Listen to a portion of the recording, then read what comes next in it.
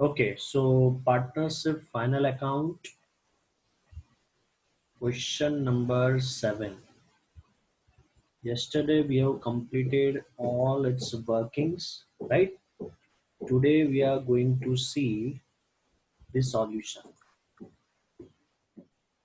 Hope you have prepared trading account, profit and loss, and balance it in advance. Shall we start? Yes, sir. Okay. Starting from the trial balance, opening stock you have given. So come to the trading account debit side to opening stock. Outer column 30,000. Then after purchase. So write under opening stock to purchase into inner column because we have one adjustment 4 lakh rupees, one line underline. Then after debtors comes to the balance sheet asset side. Balance sheet asset side आ जाओ.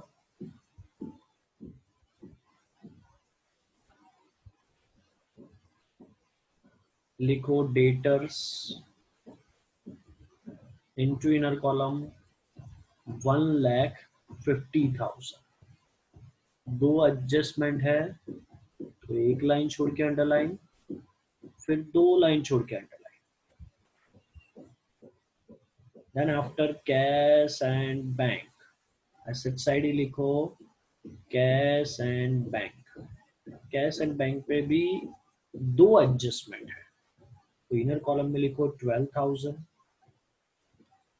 एक line छोड़ के underline, दो line छोड़ के underline. Then rent and taxes, P&L debit side, पहली line छोड़ के to rent and taxes, no adjustment, outer column में 3,000. फिर उसी के नीचे to insurance premium एक एडजस्टमेंट है, इनर कॉलम में 9,000, एक लाइन छोड़ के अंडरलाइन. उसके बाद सैलरी वहीं पे लिखेंगे P&L debit side, outer column में 42,000.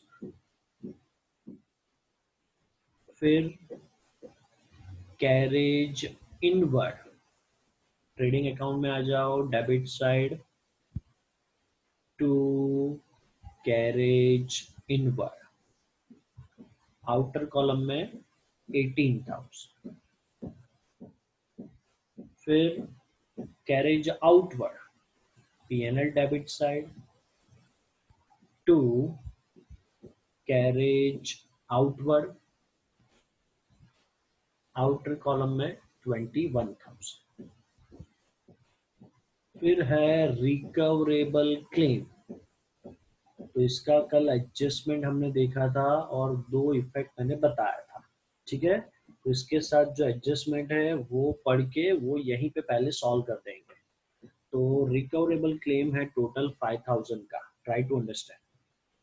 इसका थर्ड नंबर का एडजस्टमेंट ये है कि recoverable claim from insurance company settle for 2,000. Insurance company ने हमने रखा था 5,000 का क्लेम, इंश्योरेंस कंपनी ने सिर्फ हमको 2,000 दिया और सेटल कर दिया, यानी बाकी का जो आपका एक्सपेक्टेड 3,000 है वो अब नहीं मिलेगा, which is for you as a loss, right. तो पहले तो कंपनी ने, इंश्योरेंस कंपनी ने 2,000 दिया, कैश या फिर चेक से दिया होगा तो कैश बैंक में ऐड करो, आ जाओ कैश बैंक में, प्लस इंश्योरेंस कंपनी 2,000, नीचे इनर कॉलम में टोटल लिखेंगे 14,000. अब इसके सामने हमको 3,000 का लॉस है because we are expecting the claim of 5,000. So loss लिखेंगे P&L डेबिट साइड, लिखो 2 लॉस ऑन रिकवरेबल क्लेम 3000। तो इस तरीके से जो टोटल क्लेम है 5000 को, उसको हमने बाइफरकेट कर दिया। 2000 मिल गया, 3000 नहीं मिलने वाला, उसको बोल दिया लॉस।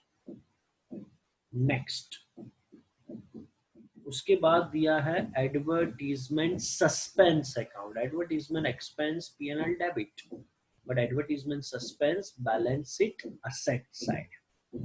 तो लिखो balance sheet asset side advertisement suspense account. Adjustment है तो इनर कॉलम में 9000, एक लाइन छोड़ के अंडरलाइन। उसके बाद एसेट साइड ही लिखो फर्नीचर फिटिंग्स। इनर कॉलम में बुक वैल्यू जो ब्रैकेट में दी है वो वैल्यू नहीं लिखनी है, वो सिर्फ अगर डेप्रीसिएशन का SLM से स्ट्रेट लाइन मेथड से अगर कैलकुलेशन करना है तो ही वो कॉस्ट प्राइस ब्रैकेट की जो प्राइस दी है वो कैलकुलेट के लिए हम यूज करेंगे, बट इफेक्ट तो बुक वैल्यू पे ही देंगे। सो इनर कॉलम में लिखो 23,000, एक लाइन छोड़ के अंडरलाइन। उसके बाद दिया है ऑफिस इक्विपमेंट, वहीं पे लिखो इनर कॉलम में। अगेन बुक वैल्यू लेंगे यहाँ पे 10,000, एक लाइन छोड़ के अंडरलाइन। देन टेंडर डिपॉजिट, वापिस से यहीं पे लिखेंगे टेंडर डिपॉजिट। इसके इंटरेस्ट का आप सेपरेट इफेक्ट भी दे सकते हो, तो इसीलिए हम आउटर कॉलम में लिखेंगे टेंडर डिपॉजिट, सीधा आउटर कॉलम में लिख दो 6,000। उसके बाद बिल्स रिसीवेबल, असेट साइड वापस से बिल्स रिसीवेबल, आउटर कॉलम में 6,000। फिर बैड डेट दिया है, P&L में आ जाओ। बैड डेट के लिए कोई एडजस्टमेंट है? यस, तो पूरा एक टार्ट टेबल ही यहाँ पे बना देंगे हम, उसके लिए तो फिक्स ही है पूरा टार्ट टेबल बनाना। लिखो to bad debt trial balance, inner column में अमाउंट लिखो 4,000, उसके नीचे प्लस बैड डेट एडजस्टमेंट, उसके नीचे प्लस BDR एडजस्टमेंट, और एक लाइन छोड़ के माइनस BDR ट्रायल बैलेंस और अंडरलाइन। ठीक है, चलो उसके बाद electricity expense, P&L debit side लिखेंगे टू इलेक्ट्रिसिटी एक्सपेंस 2,000। तो ट्रायल बैलेंस का डेबिट साइड कंप्लीट किया, अब क्रेडिट साइड पे आ जाएंगे। क्रेडिट साइड पे दिया है कैपिटल, राइट। हमने यहाँ पे कैपिटल नहीं बनाया है, ना कैपिटल बनाया है ना P&L अप्रोप्रिएशन है, तो कैपिटल सीधा कहाँ चला जाएगा? बैलेंस शीट में लायबिलिटी साइड। तो पहले यहाँ पे ऊपर लिखो कैपिटल, जैसे मैं बोल रहा हूँ वैसे ही लिखना। फिर उसके नीचे लिखो पारेख, इनर कॉलम में 50,000, एक लाइन छोड़ के अंडरलाइन। ये एक लाइन किसका हमने छोड़ा है? पारेख के पार्ट ऑफ जो भी डिविजिबल प्रॉफिट या फिर लॉस होगा, प्रॉफिट होगा तो ऐड करेंगे कैपिटल में, और लॉस हुआ तो माइनस करेंगे, राइट। वैसे ही लिखो मेहता, इनर कॉलम में 50,000, वापिस से एक लाइन छोड़ के अंडरलाइन। तो कैपिटल लिख दिया इस तरीके से। फिर दिया है क्रेडिटर्स, वो भी लायबिलिटी साइड ही लिखेंगे, बट एक एडजस्टमेंट है तो इनर कॉलम में लिखेंगे 50,000, एक लाइन छोड़ के अंडरलाइन। फिर दिया है सेल्स, ट्रेडिंग में क्रेडिट साइड आ जाओ, कोई सेल्स रिटर्न कुछ नहीं है, सो बाय सेल्स कोई एडजस्टमेंट भी नहीं है, सीधा आउटर कॉलम में 6 लाख रुपीस। सो इस तरीके से हमारा ट्रायल बैलेंस कंप्लीट हुआ। अब बारी एडजस्टमेंट की। सबसे पहला एडजस्टमेंट, क्लोजिंग स्टॉक वाज ₹1,05,000। तो पहली इफेक्ट दे दो ट्रेडिंग में credit side, by closing stock 1,05,000. Second effect, balance sheet asset side, closing stock 1,05,000. Second adjustment, purchase bill of 15,000 is received from creditors but not recorded. इसको हम बोलेंगे unrecorded purchase.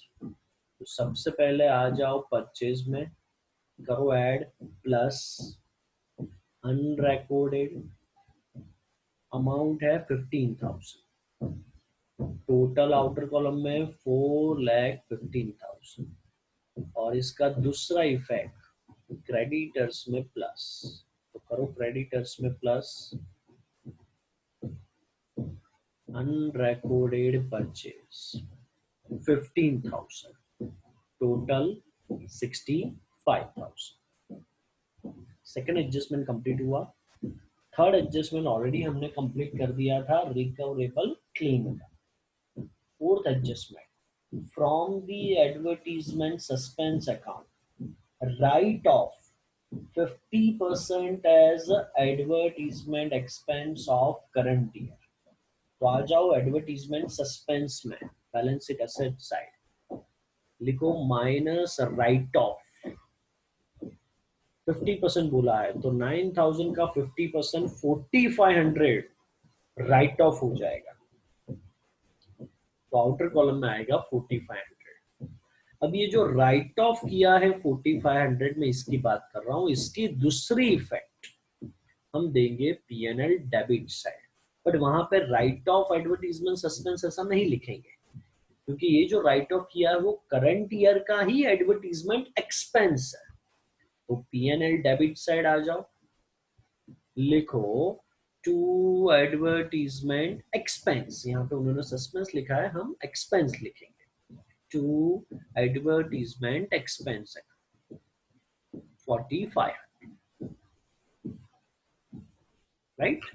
तो fourth adjustment complete हुआ. Fifth adjustment, provide depreciation 5% on furniture fittings and office equipment as per straight line method. ठीक है.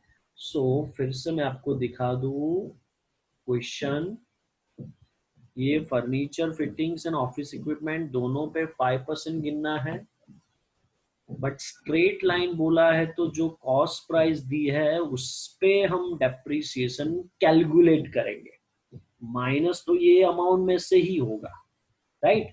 But अगर WDV method बोलते तो ये जो बुक वैल्यू है 23,000 एंड 10,000 उस पे कैलकुलेशन भी करते हैं, राइट. क्लियर है. सो 30,000 फर्नीचर फिटिंग्स पे 30,000 का 5% 1,500, और यहाँ पे 15,000 का 5% 750, राइट. बट दोनों माइनस किस में से होगा, ये 23,000 एंड 10,000 में से. तो आ जाओ balance sheet asset side, furniture fittings में से माइनस डेप्रिसिएशन 1,500. अगेन 1,500 कहाँ से आया, 30,000 का 5%. सो आउटर कॉलम में 21,500. Office equipment minus depreciation 750. Again 750 कहाँ से आया, कॉस्ट प्राइस 15,000 का 5%. So 10,000 minus 750 9,250.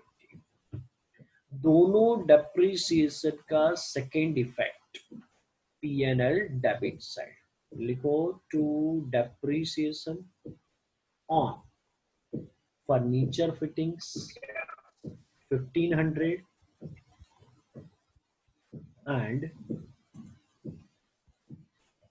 office equipment 750, total 2,250, total 2,250, right. So इस तरीके से हमारा जो फिफ्थ एडजस्टमेंट है depreciation as per straight line method वो हमने कंप्लीट किया. सिक्स्थ एडजस्टमेंट बोला है ₹1000 paid in advance for insurance premium, right. तो इंश्योरेंस प्रीमियम के लिए हमने पे किया है 1000, तो PNL debit side insurance premium लिखा है, वो हमने पे किया है एडवांस, इन एडवांस पे किया है, तो इंश्योरेंस प्रीमियम में से करो माइनस प्रीपेड, एडवांस यानी प्रीपेड 1000, आउटर कॉलम में आएगा 8000, और क्योंकि ये प्रीपेड एक्सपेंस है तो दूसरा इफेक्ट जाएगा balance sheet asset side, balance sheet asset side write down prepaid insurance ₹1000। उसके बाद seventh adjustment 12% interest is receivable on tender deposit, तो टेंडर डिपॉजिट टोटल 6000 है, उसका 12% होगा 720, राइट। बट यहाँ पे डेट आपको दिया था क्वेश्चन में, टेंडर डिपॉजिट का डेट था 110, सो 110 यानी 6 मंथ का होगा, 6 मंथ का कल हमने कैलकुलेशन किया था, कितना था बेटा 360, राइट। और ये टेंडर डिपॉजिट का जो भी इंटरेस्ट है वो हमारे लिए तो क्या है, इनकम है, राइट। तो पीएनएल क्रेडिट साइड आ जाओ, लिखो outstanding interest on tender deposit 360, और दूसरा इफेक्ट क्योंकि ये हमारा इनकम है आउटस्टैंडिंग यानी ये रिसीवेबल है, तो दूसरा इफेक्ट जाएगा balance sheet asset side, outstanding interest on tender deposit 360।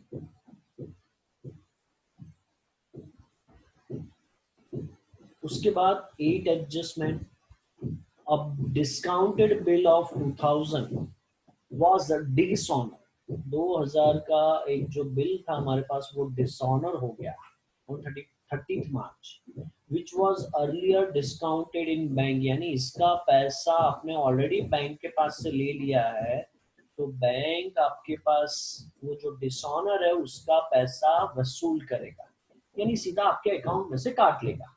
तो सबसे पहले कैश बैंक में आ जाओ, उसमें से माइनस करो minus dishonoured of bill 2000, 14,000 minus 2000 12,000 outer column, right. अब ये बिल बेटा बिल रिसीवेबल था, बिल रिसीवेबल तो हमारे पास था ही नहीं, हमने ऑलरेडी बैंक को दे दिया था, और वो तो डिसऑनर हो गया। अब जैसे ही वो डिसऑनर हो गया वापिस से वो जो डेटर है उसके पास आप पैसा मांगते हो गए, यानी डेटर बढ़ा, तो डेटर बढ़ा, डेटर में करो प्लस, आ जाओ डेटर्स में, प्लस डिसऑनर ऑफ बिल 2000, सो अब टोटल डेटर हो गए इनर कॉलम में 1,52,000। I hope it is clear.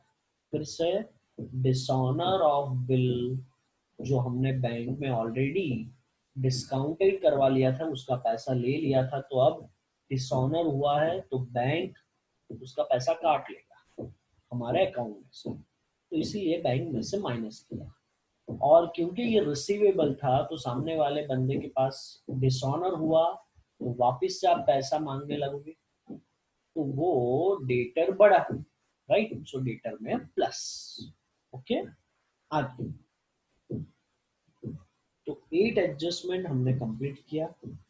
उसके बाद आपको दिया है 9th adjustment, provide 2% BDR on debtors, तो वापिस से डेटर्स में आ जाओ, 152 लिखा ही है, उसके नीचे लिखो minus BDR adjustment 2%, but of 1,52,000, तो उसका 2% आएगा 3,040, माइनस करना है तो आउटर कॉलम में अमाउंट आएगी 1,48,960।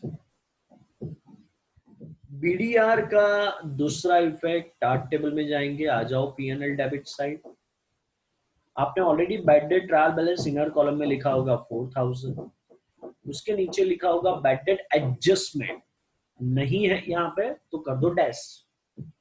उसके नीचे बीडीआर एडजस्टमेंट जो है लिखो 3040। पूरा टार्ट टेबल कंप्लीट करना है बेटा, हमने बनाया है तो। उसके नीचे टोटल करो तीनों का, 4000 plus nil plus 3040, 7040 minus BDR trial balance नहीं है नील, तो आउटर कॉलम में लिख दो 7040। राइट, टार्ट टेबल मेंटेन करोगे तो अच्छा ही रहेगा। तो सब एडजस्टमेंट यहाँ पे कंप्लीट हुए। ठीक है, अब तीनों अकाउंट क्लोज करने हैं। सबसे पहले हम करेंगे ट्रेडिंग अकाउंट को क्लोज।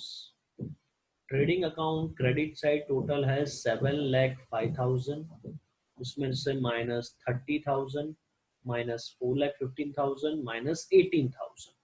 सो जो डेफिसिट आया लिखो to gross profit transfer to PNL account. यहां ग्रॉस प्रॉफिट डेबिट साइड है, पीएनएल में उसको ले जाएंगे तो क्रेडिट साइड। सो पीएनएल में इसको लाएंगे credit side by gross profit transfer from trading account 2,42,000। Credit side का टोटल करेंगे तो 2,42,360 ज्यादा आएगा। उसमें से माइनस करते जाएंगे debit side, minus 8,000, minus 42,000, minus 2,000, minus 3,000, minus 21,000, minus 4,500, minus 3,000, minus 2,250, minus 7,040। तो डेबिट साइड जो भी डेफिसिट आएगा उसको नेट प्रॉफिट नहीं बोलेंगे, क्योंकि यहाँ पे पीएनएल एप्रोप्रिएशन हमने मर्ज कर दिया है। तो यहीं से पार्टनर के बीच में प्रॉफिट डिस्ट्रीब्यूट करना है, इसीलिए इसको हम बोलेंगे, लिखो टू डिविजिबल प्रॉफिट। टोटल है 1,49,570। प्रॉफिट शेयरिंग रेशियो अगर नहीं दिया है तो हम क्या एज्यूम कर सकते हैं, इक्वल। तो यहाँ पे इक्वली डिस्ट्रीब्यूट किया है 74,785, 74,785।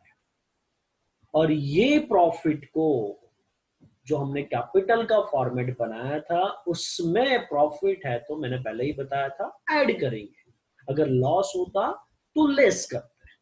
तो ये पारेख में और मेहता में ऐड हो जाएगा। आ जाओ बैलेंस शीट साइड। पारेख है 50,000, उसमें प्लस डिविजिबल प्रॉफिट 74,785, टोटल आ गया 1,24,785। वैसे मेहता में ऐड करो प्लस डिविजिबल प्रॉफिट 74,785, टोटल आ गया 1,24,785। दोनों का टोटल होगा 3,14,570। I hope this sum is clear. If you have any question, you can ask me.